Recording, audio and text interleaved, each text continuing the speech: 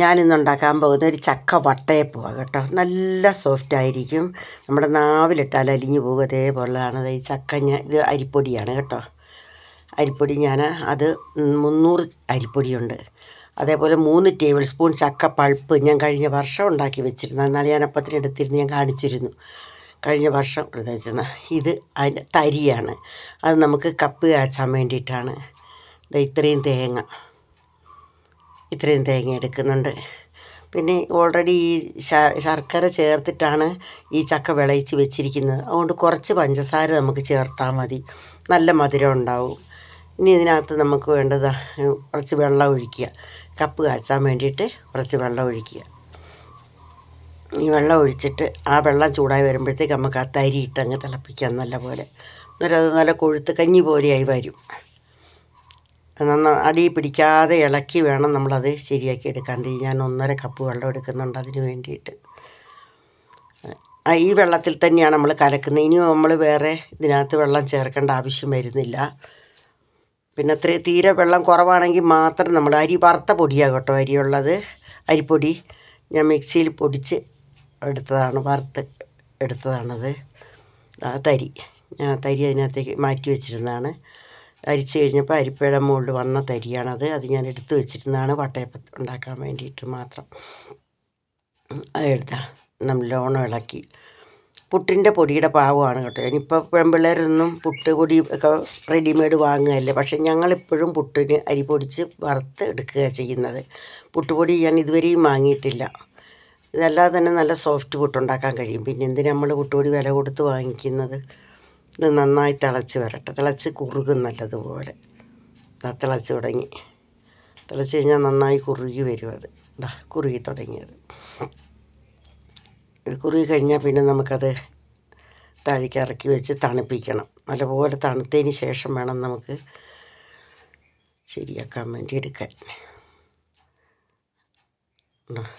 നന്നായി കുറുകി കേട്ടോ. ഇത് നന്നായി കുറുകി. നമുക്ക് തേങ്ങയ്ക്കകത്ത് കുറച്ച് ജീരകവും 2-3 ഏലക്കയുടെ കുരുവും കൂടി നമുക്ക് മിക്സിയുടെ ജാറിലൊന്ന് എടുക്കണ്ട. ഇത് നല്ലോണം കുറുകിയിട്ടുണ്ട് കേട്ടോ. ഇങ്ങനെ ഇതാണ് കപ്പി കാച്ചി എടുക്കുക എന്ന് പറയുന്നത്. ഇത്രയും ജീരകം ഞാൻ എടുക്കുന്നുണ്ട്. അത് ഞാൻ ഒരു പാത്രത്തിലേക്ക് ഇടുകയാണ്. മിക്സിയുടെ ജാർ എടുക്കുകയാണ്. ആ ജാറിനകത്തേക്ക് നമുക്ക് തേങ്ങയും ഇത്രയും ഏലക്കയുടെ മണി എടുത്തിട്ടുണ്ട്. ഈ ഏലക്കൊക്കെ എനിക്ക് എൻ്റെ വീട്ടിൽ തന്നെ ഉണ്ടായതാണ് കേട്ടോ. ഇത് നമുക്ക് മിക്സിയുടെ ജാറിലേക്ക് ഇട്ട് അതൊന്ന് അരച്ചെടുക്കണം. ഒന്ന് അരക്കുകയല്ല, ഒന്ന് കരികരിപ്പാക്കി എടുത്താൽ മാത്രം മതി. നമുക്ക് മിക്സിയുടെ ജാർ ഞാനെടുത്ത് ഇനി നമുക്ക് ഇതിനകത്തേക്ക് ഇടാം. ഒന്ന് കരികരിപ്പാക്കി എടുത്താൽ മതി. ചക്കയുടെ പൾപ്പെടുത്ത് സൂക്ഷിച്ച് വെച്ചിരുന്നാൽ നമുക്ക് ചക്കയില്ലാത്ത സമയത്തൊക്കെ ഉപയോഗിക്കാം. ഞാൻ മഴക്കാലത്തൊക്കെ ചക്കയില്ലാത്ത സമയത്തൊക്കെ ഈ ചക്കയുടെ പൾപ്പ് ഇങ്ങനെ എടുത്ത് ഞാനൊരു 3-4 കിലോയോളം ഉണ്ടാക്കി ഞാൻ സൂക്ഷിച്ച് വെച്ചിട്ടുണ്ടായിരുന്നു. അതുകൊണ്ട് എനിക്കെപ്പോഴും അത് ഇങ്ങനെ എടുത്ത് ചെയ്യാൻ നല്ല എളുപ്പമാണ്. പിന്നെ എനിക്ക് സബ്സ്ക്രൈബ് ചെയ്യാത്തവർ സബ്സ്ക്രൈബ് ചെയ്യണം. ലൈക്ക് എല്ലാവരും ചെയ്യണം. ഈസ്റ്റാണ് കേട്ടോ ഇത്.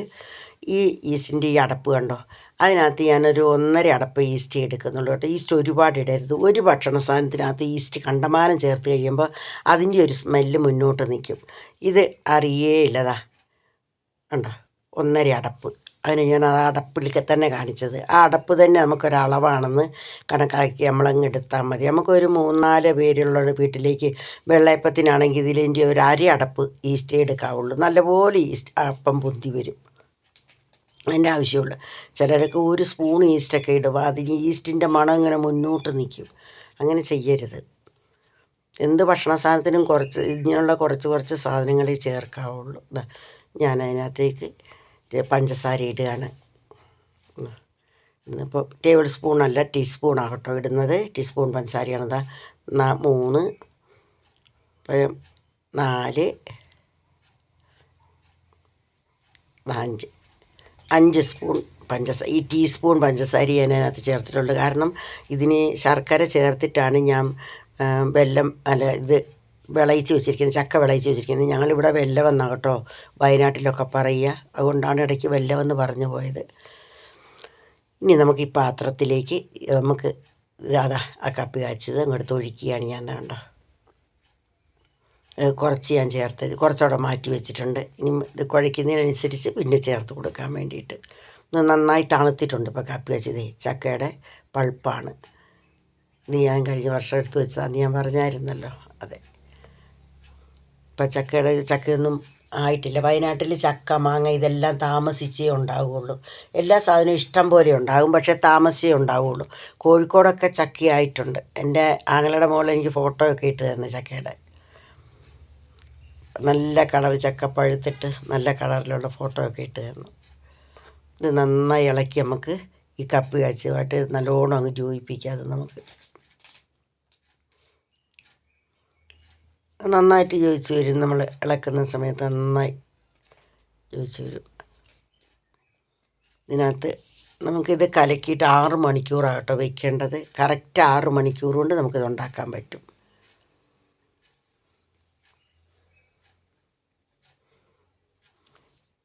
ഇനി നമുക്ക് ഈ അരിപ്പൊടിയും കൂടി അങ്ങ് ഇടാം. ഇത് പുട്ടിൻ്റെ പാകത്തിലുള്ള പൊടിയാണ് കേട്ടോ എടുത്തിരിക്കുന്നത്. അതേപോലെ തന്നെ പുട്ടിൻ്റെ പാകത്തിനാണ് വറുത്തിരിക്കുന്നത്. പുട്ടിൻ്റെ പൊടി വറുക്കുന്നതിന് ഒരു ബുദ്ധിമുട്ടുമില്ല. പുട്ടിൻ്റെ പൊടി നമ്മൾ കണ്ടമാനം മൂപ്പിക്കേണ്ട ആവശ്യമില്ല. പുട്ടിൻ്റെതായ ഒരു മണം ഇങ്ങോട്ട് വരും. എന്താ ഈ പുട്ടുപൊടി നമ്മൾ വറുക്കുന്ന സമയത്ത് അത് കറക്റ്റ് അതായിരിക്കും. അപ്പം നമ്മളതങ്ങ് എടുത്ത് വെച്ചാൽ മതി. ഇനി നമുക്കിത് നന്നായി ഇത് ഇളക്കി തേങ്ങ കൂടെ ചേർത്തിട്ട് അങ്ങ് ചെയ്യുക. അതാണ് നല്ലത്. അതും കൂടെ അങ്ങ് ചേർക്കാം നമുക്ക്. ഇന്നാളെ ഞാൻ ചക്ക ഉണ്ണിയപ്പം ഇട്ടിട്ടുണ്ടായിരുന്നു. ചക്ക പിന്നെ പിന്നെ ഇത് തെറുത്തപ്പം ഉണ്ടാക്കി. തെരളി എന്ന് പറയും, തെറുത്തപ്പം എന്ന് പറയും, കുമ്പിളപ്പം എന്ന് പറയും. അങ്ങനെ ഞാൻ തെറുത്തപ്പമായിട്ടായിരുന്നു ഉണ്ടാക്കിയത്, തെരളി ഇലയിൽ. അങ്ങനെ ഇതാണ്ട ഇങ്ങനെ അങ്ങ് ഇളക്കി യോജിപ്പിച്ച് ഞാൻ ആ കപ്പ് ബാക്കിയും കൂടെ ചേർത്തിട്ടാണ് ഇങ്ങനെ ഇളക്കി യോജിപ്പിച്ചെടുത്തത്. അപ്പോൾ പഞ്ചസാര നമ്മൾ ഏലക്ക, ജീരകം ഇതുണ്ട്. ഞാൻ പഞ്ചസാര ഇച്ചിരി ഈസ്റ്റ് ഇട്ടിട്ടാണ് പഞ്ചസാര ചൂടുവെള്ളം ഒഴിച്ചായിരുന്നു ഞാൻ വെച്ചിരുന്നത്. ഈ പാത്രത്തിലേക്കാണ് ഞാൻ ഈസ്റ്റ് എടുത്തിരുന്നത്. അതിൽ തന്നെ കുറച്ച് ചൂടുവെള്ളം ഒഴിച്ചിട്ട് പഞ്ചസാരയും കൂടി ഇട്ട് വെച്ചേക്കുമായിരുന്നു. ഇപ്പോൾ ഇത് ഞാൻ ലാസ്റ്റ് അതും അങ്ങ് ചേർത്തു. ഇപ്പോൾ ഇതിന് വേണ്ട എല്ലാ സാധനവും ചേർത്തിട്ടുണ്ട്. ഇനി ഇത് നമുക്ക് ഒരു 6 മണിക്കൂർ കുതിരാൻ വെക്കണം, റെസ്റ്റ് ചെയ്യാൻ വെക്കണം. അപ്പോഴത്തേക്ക് ഇത് പൊന്തി വരും നന്നായി. അന്നേരം നമുക്ക് ഉപ്പും ചേർത്തിട്ട് അങ്ങ് ഉണ്ടാക്കാം. അത്രയും മതി. നന്നായി ഇളക്കി വെക്കുക. ഇപ്പോൾ ഇത്രയും വെള്ളമെങ്കിലും നമ്മൾ ഇത് പൊന്തി വരുമ്പോൾ കറക്റ്റായിരിക്കും. അത് ഇത്ര വെള്ളം മതി അതിന്. അത് ആ കപ്പി കാച്ചത് തന്നെ ചേർത്തിട്ടാണ് ഞാനിങ്ങനെ ലൂസാക്കി എടുത്തത്.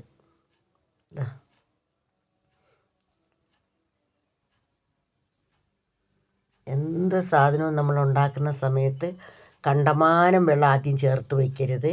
നമുക്ക് പിന്നെ വേണമെന്നുണ്ടെങ്കിൽ പിന്നെ നമുക്ക് ചേർക്കാം. അല്ല ഒത്തിരി വെള്ളം ചേർത്ത് പോയാൽ ഇത് ലൂസായി വരുന്ന സമയത്ത് പിന്നെ അത് വെള്ളം കൂടുതലായിരിക്കും. അങ്ങനെ വരാൻ അവസരം ഉണ്ടാക്കരുത്. അത് ഞാൻ കലക്കി അതെല്ലാം പാകത്തിനാക്കിയിട്ടുണ്ട്. ഉപ്പ് ചേർക്കുകയാണ് ഞാൻ. ഇതിപ്പോൾ റെസ്റ്റ് ചെയ്ത് വെച്ചു. നല്ലപോലെ ഇതായി വന്നു. ഞാനിനി ഇഡ്ഡലി ചെമ്പിനകത്ത് കുറച്ച് വെള്ളം വെച്ചിട്ടുണ്ട്. എണ്ണ തൂത്ത പാത്രമാണ്. ഇഡ്ഡലി ചെമ്പിൽ ഞാൻ വെള്ളം വെച്ചിട്ടുണ്ട്. എണ്ണ തൂത്ത പാത്രമാണ്, വെളിച്ചെണ്ണ തൂത്ത പാത്രമാണ്. അതിലേക്ക് നമുക്ക് കോരി ഒഴിക്കാം. നേരത്തെ ഞാൻ കുഴച്ച് വെക്കുന്ന പോലെ അല്ലായിരുന്നു വെച്ചിരുന്നത്. കണ്ടോ, അത് ലൂസായത് പൊങ്കി വന്നപ്പോൾ അത്രയും മതി. ഞാനൊരു 3 തവി ഒഴിച്ചുള്ളൂ. 3 തവി ഒഴിച്ചാൽ മതി നമുക്ക്. ഇതൊന്ന് നമ്മളൊന്ന് തട്ടണം. തട്ടിയില്ലെങ്കിൽ അടി ഇതായിരിക്കും, കോമളയായി നിൽക്കും. നമുക്കൊന്ന് പുഴുങ്ങാൻ വെക്കാം.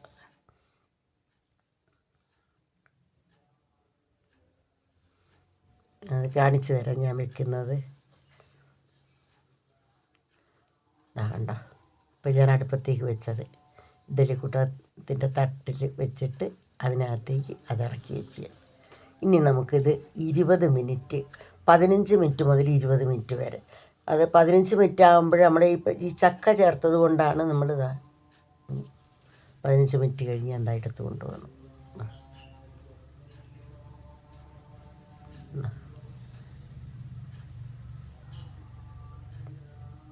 നല്ല സോഫ്റ്റാണ്.